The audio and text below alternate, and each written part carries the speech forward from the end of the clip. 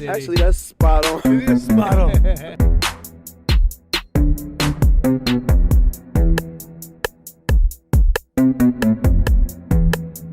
All the competition that try to compete.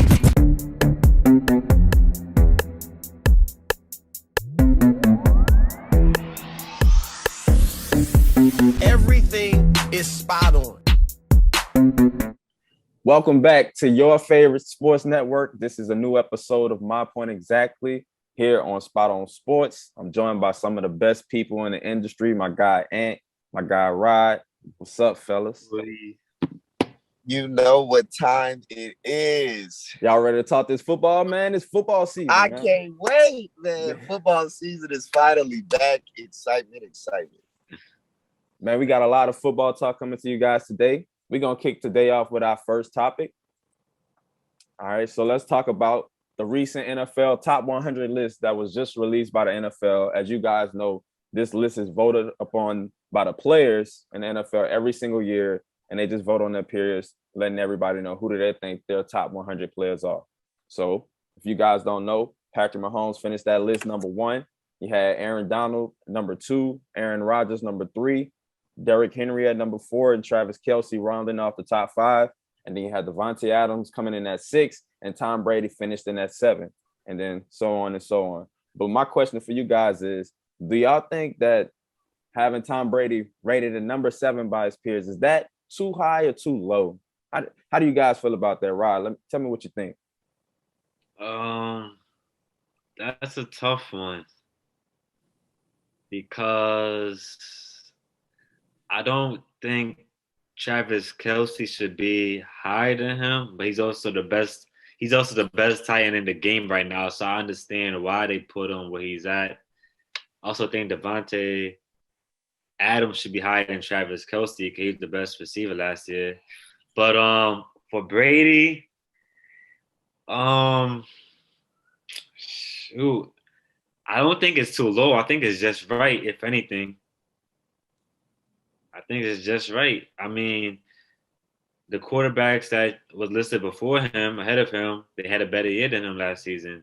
MVP, and then Mahomes is a special talent. So I think he's right where he belongs.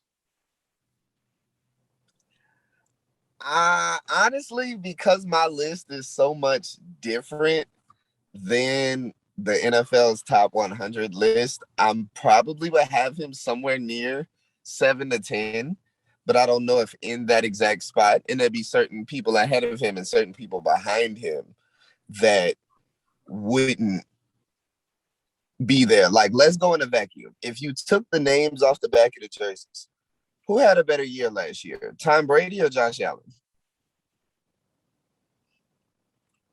Statistically, Josh Allen did. Brady got the ring, so he did. Yeah, that's what I was. That was what I was going to bring. Statistically, that may not be play on the field though. This is a players list for play on the field. So that's just something to throw out there.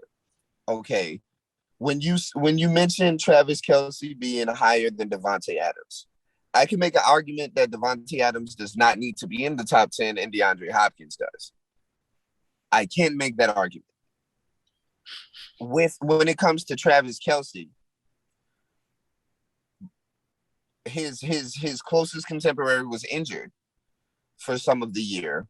So when it comes to the third place tight end, how much of a gap is it between Travis Kelce and a third place tight end? I mean, George Kittle didn't play last year, so that's why I said that. So you have to factor that in comparison to the rest of his contemporaries. How much better was he? This is why Aaron Donald is number 2, because he is so much better than any other defensive player at his one position, if that makes sense. So with Brady, I would definitely have him. With Brady, I would definitely have him somewhere between 7 and 10. I probably would have had Fred Warner on this list. I probably would have had Myles Garrett on this list. But that's just me. You can debate Devontae Adams and DeAndre Hopkins. I completely agree with both of you. I think Brady was right where he deserved to be. And if, like you said, if anybody was to come out of that top 5 or that top 6, it'll probably be Travis Kelce.